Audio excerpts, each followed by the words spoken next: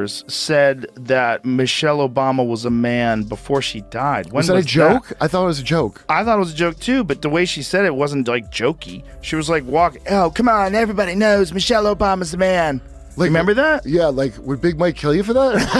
Well, I think she died because she had a slam for whining about costs in the White House. Okay. I don't know if you guys have seen this or not. This is her speaking with, is this the diaries of a CEO, right? So, Rob, if you can play this clip, this is her talking about how expensive it was to live in the White House. Go for it. It's expensive to live in the White House. Yeah. As many people don't know. I mean, much is not covered. You're paying for every bit of food that you eat. You know, you're not paying for housing and the staff in it, but everything, even travel. When Joe Rogan and Patrick Bet David sit down, the conversation doesn't just get heated, it catches fire. No topic is off limits and no figure too untouchable, not even Michelle Obama. In this electrifying clash of wit and candor, the duo dissected her polished narratives with surgical precision. What started as a discussion quickly evolved into a masterclass in unfiltered truth-telling. With every pointed question and piercing rebuttal, they unraveled contradictions, exposed carefully packaged rhetoric, and left no political comfort zone unshaken. It wasn't just commentary, it was a high-stakes interrogation. As the spotlight shifted, the so-called voice of reason found herself scrambling for footing. This exchange doesn't just hit hard, it hits home. Having a good time. The country's almost back to normal before World War III.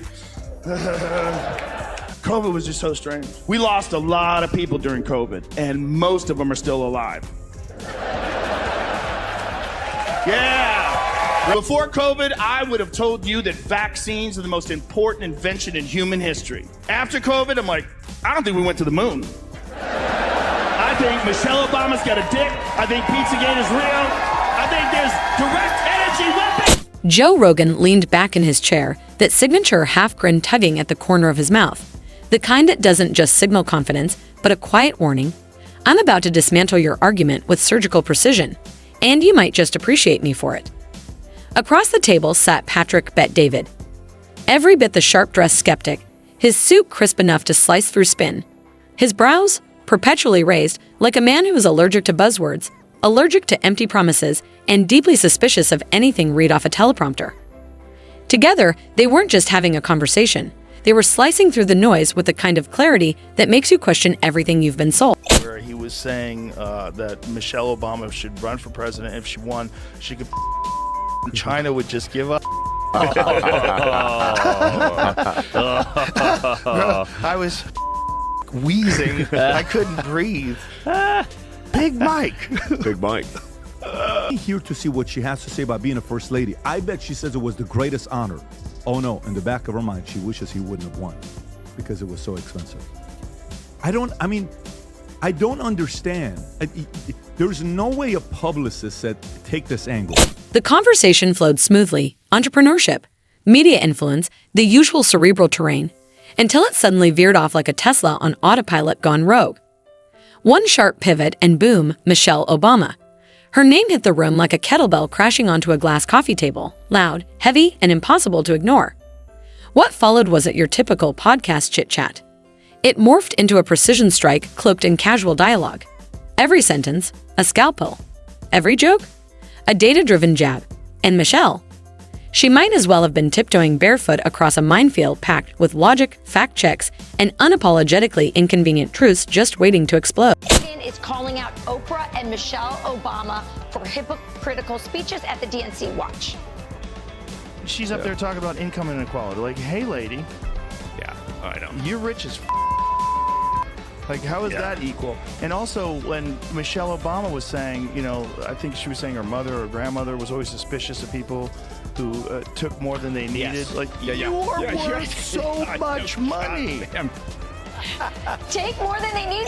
Patrick kicks things off the way only he can, with that deceptively casual tone that masks a strategic uppercut. He leans in slightly, tilts his head just enough to feign curiosity, and drops the bait. So, what exactly did Michelle do? His voice carries the innocence of a man just asking questions, except everyone knows he's already playing chess 5 moves ahead. I mean, what did she actually do that wasn't just symbolic? Cujo, whose face shifts into that signature expression, half shrug, half smirk, the facial equivalent of, let's not pretend I haven't already done the homework. Behind those eyes, a mental filing cabinet flipping open, 4 quotes, 2 interviews, and a dusty 2009 policy memo, all loading in real time. Obama and Harris. Harris comes back as the vice president. Michelle Obama's the president. We get a double dose of diversity. They'll win. Let's go, champ. They'll win. And then who's on the Republican side? DeSantis? Trump and DeSantis. They have to make a super team. It's the only way they... She was First Lady, Joe says, dragging each word out slowly, almost like he's trying to recall whether that title includes real responsibilities or just guarantees front row seats at the Oscars. She did? Well, she gardened. He pauses, eyebrows raised. Which is great, don't get me wrong. Vegetables are vital. Especially if your solution to childhood obesity is telling underfunded schools to swap vending machine cookies for kale chips while their budgets are being vetted. Genius strategy. Patrick lets out that trademark CEO chuckle. Not too loud, not too amused, but just enough to signal that he's about to dismantle the narrative with boardroom precision. But when we're talking about real change, he says, measurable impact. What policy did she actually move? What reform did she own? What initiative did she lead that didn't involve a rainbow logo or a red carpet endorsement? He leans in slightly, voice calm but cutting. Did anything really improve, or did the optics just get an upgrade? Now Joe's fully tuned in, leaning forward, eyes narrowed. Dude, he says, it's not just that she didn't do much. It's that her entire image was designed to float above politics, while quietly launching political jabs from behind a smile so gleaming, it could blind an optometrist mid-eye exam. So for me, you know, I the only thing I see is I went on YouTube right now. You know what I typed up? I typed up Michelle Obama, okay?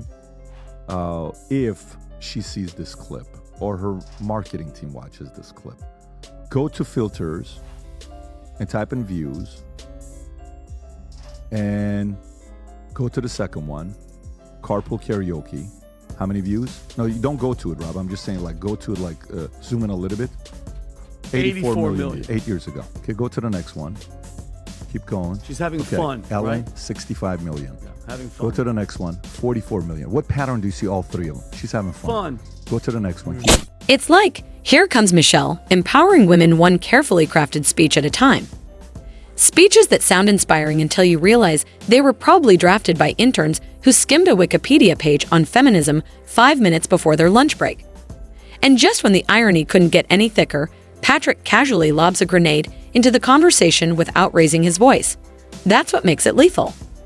So, how does someone who claims to be for the people sign a $100 million Netflix deal, he asks, and produce documentaries that somehow skip over the lobbyists her husband happily welcomed into the West Wing? Joe loses it, laughing the kind of laugh that says, we're not even pretending anymore, are we? Then he throws in, didn't one of those films try to paint Wall Street as the villain, while conveniently ignoring how Obama's team basically bottle-fed them bailout money during the crash? The sarcasm is now rich enough to drizzle over pancakes, and it only gets bolder. Patrick nods, voice cool and steady. It's always fascinating, right? The same people preaching to the working class from podiums end up sipping Cabernet in Napa vineyards, wearing $3,000 dresses while delivering speeches on sacrifice. It's not activism, it's elite cosplay. Performative populism, tailored to trend, but never to touch reality. Story about Michelle Obama starting a podcast. And I kind of want to go through this, Michelle Obama's podcast. And her and her brother, they started a podcast. They look like twins. If you want to... No, I'm actually not being sarcastic. Yeah, well, if she Rob, what is this, Rob? Where's her This brother? is the announcement of the podcast. Okay, play the clip. Maybe this will help out a little bit with subscribership. Go ahead and play the clip. Hey, TikTok, it's Michelle Obama, and I'm here with my big brother, Craig. Hey, everybody. We're here because we're excited to announce the... At this point, if Michelle Obama were a stock, she'd be flashing red on every trading screen, dropping faster than crypto during a celebrity scandal. Joe jumps back in, grinning like a guy who just spotted a plot hole in a Marvel movie and can't wait to point it out. Remember when she said, when they go low, we go high? Iconic line, legendary even, he pauses. But every time critics went low, the Obamas bought more real estate. Martha's Vineyard, DC, Beverly Hills. Turns out, high meant altitude. Literally. Patrick nods with the calm certainty of someone confirming a misdiagnosis. And that whole, we're just like you narrative, let's be real, She was doing interviews about how tough life was post-White House from the garden of her $12 million estate that probably has its own zip code. Meanwhile, folks in Detroit are navigating potholes big enough to register on Google Earth. Joe's fully charged now. She said the White House felt like a prison. A prison, man, with gourmet chefs, Secret Service protection, and 132 rooms. Sounds like solitary confinement, if solitary came with French linen and chandelier lighting. Patrick chuckles, but his tone is surgical. Look, I'm not saying she didn't face challenges, but let's not act like she was shackled to a typewriter in a sweatshop. She had a global platform. And what did she do with it? Promoted exercise and read speeches written by brand consultants in Silicon Valley. Groundbreaking stuff. All of a sudden, the Dems did flip in August, and they put a Newsom, Michelle combination. Do you know what mainstream media would do with that? CNN, what Jimmy Fallon, Colbert, all these podcasts, the Oprah Winfrey, the NBA, LeBron. Forget it. Do you know what Taylor Swift, do you know what these guys would be doing? It would be bonkers. By the way, if it is Michelle and Newsom, it's going to be a dogfight. If it is Michelle and Newsom. They pause, not the kind of pause that begs to be filled, but the kind that hangs in the air, thick with unspoken truths and rhetorical wreckage. Then Patrick leans in, calm and composed, delivering the final twist of the knife. And here's the real kicker. She is already being floated as a potential presidential candidate. He lets it sink in. Because apparently, America doesn't crave policy anymore. It craves brand management. It wants aesthetics. It wants vibes. Joe jumps in with that glint in his eye, the one that signals he's about to say the part no one else has the nerve to. If Michelle runs, the campaign slogan's gonna be something like, Hope to. Same font, same soft lighting, just more filtered selfies. They both laugh, but there's edge in it, less comedy, more commentary. Joe keeps going, and when someone asks about foreign policy, she's pivoting to quinoa and school lunches, how leafy greens shaped her worldview. The laughter lingers, but it carries weight. It's not mockery, it's revelation. The sound of two guys pulling back the curtain, showing the wizard for what he really is, a focus group, a TikTok strategy, and a perfectly rehearsed soundbite. Patrick nods, almost somber now. Look, I get it. People love her. She's articulate. She's likable. She tells stories that feel good. Not run for president. Yeah, I've heard you say I think Michelle should run. She could win. She could win, I think. I think if she ran, she could win. Did you ever run for office? No. I have to ask you. No. No kind of office. No. I don't think she wants that, though. No, I don't I think she guess. wants that in her life. Just- The bull that they dealt with over the 8 years when he was president. Because I've got these two young people at home. Being the kids, the daughters of a president, just think about it. Not so easy. That job for anybody that really good at it. Yeah, I trust the person who doesn't want the job more than the person who wants the job. It's not something that I'm interested in. But leadership, real leadership, isn't about how beautifully you can wrap a metaphor in a TED talk. It's not about how many standing ovations your speechwriter earns. It's about results. It's about choices that move the needle. And in that department, Michelle's running on vibes and vegan brownies. Joe nods with a half grin, half grimace. It's like that friend who gives amazing life advice but still borrows gas money every week. Super charming, always inspirational, until the rent's due. Then it's crystal healing and a quote from Rumi. By now, Michelle's narrative has been filleted, gracefully, deliberately, no shouting, no theatrics. Just pure, sarcastic precision, like two chefs in a quiet kitchen carving up a well-seasoned myth with steel and skill. Patrick, never missing a beat, delivers the finishing touch. The Michelle Obama phenomenon proves one thing. In modern politics, optics beat outcomes. The speech matters more than the policy. And as long as the lighting hits just right and the Instagram captions say hope in cursive, no one asks the tough questions. The crowd won't dig deeper. They'll just clap politely from behind the velvet rope, content to cheer the symbol, not the record. Joe leans back, sensing the moment. People lose their minds when you criticize figures like her, because they've stopped being human. They've been turned into brands, into monuments. Why would you ever post this picture? No, people were, and I'm actually not being funny. They were asking Barack, why would you ever post this picture? What part of Michelle's picture Barack looks great. That is not a. Can you close up on her, Rob? Actually, don't. But can you zoom out a little bit? Not for bad reasons. It's just she doesn't look good in that picture. Yeah. Sometimes you don't look good. So guess what you do when sometimes you don't look good? You ask and you say, hey, babe, you okay if I post this picture? No, use this one. Use that one. Use this one. So I don't even know why he posted the picture. You know, he has his own reasons for posting a picture. So a lot of people said, why are you even doing this? It's not cool for you to post a picture like this. So who... And here's the catch. When you criticize the symbol, people react like you've insulted the personal meaning they've attached to it. That's the brilliance of the branding. Michelle Obama isn't being debated as a public figure. She's been elevated to a cultural artifact, a curated persona, carefully wrapped in glossy packaging, and sold by marketing experts who know exactly how much nostalgia is worth per vote. She's not a saint. She's a masterclass in communication, crafted, polished, and protected. And the way you dismantle that, not with rants, not with conspiracy theories, but with something far more devastating, calm, clear exposure. You peel back the curtain and show the performance for what it is. And when the illusion falls, what's left? Kale quotes, gym selfies, and a memoir longer than a Senate bill, but with fewer actionable ideas. Joe scratches his beard, leans back, and grins. You know what's wild? People treat her resume like it's bulletproof just because she had style. Like matching cardigans and bicep curls equal foreign policy chops. Patrick lifts a brow, dry as ever. It's like confusing a motivational poster with a constitution. Just because it's framed doesn't mean it governs anything. He adds, if positivity alone were power, she'd already be a dictator. Joe laughs, shaking his head. And have you noticed? Every time someone critiques her, nobody refutes the point. They just quote her book like scripture with a PR team. But hold on, Jamie. Jamie, there's a video of her and she's walking into her apartment building. Right here. I just playing the one that. That's it. This is the one. Or the first woman We already president. have it with Obama, so let's just calm down. Got it.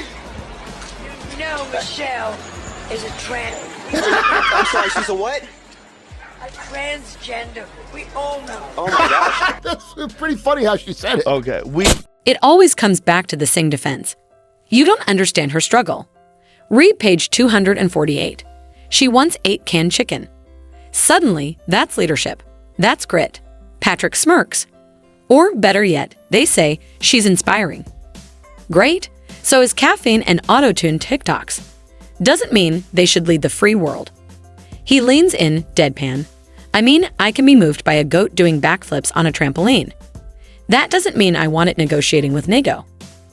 Joe snaps his fingers, eyes lighting up. That's it. She's like a Pinterest board in human form. All aesthetics, no receipts. You peel back the layers expecting substance, but it's just more curated quotes and color palettes, an inspirational onion that makes you cry, not from depth, but from sheer disappointment. Patrick nods, and the way they market her. It's not even covert anymore. She's not a political figure, she's a lifestyle brand. Michelle now represents morning routines, gratitude journals, and spiritually sanitized sound bites, wrapped in feel-good energy and zero accountability. Joe grins. I half expect her next initiative to be a guided meditation called How to Rise Above Criticism While Owning 3 Mansions, narrated by Oprah, produced by Spotify, and fact-checked by absolutely no one. And somehow, it'll trend before lunch.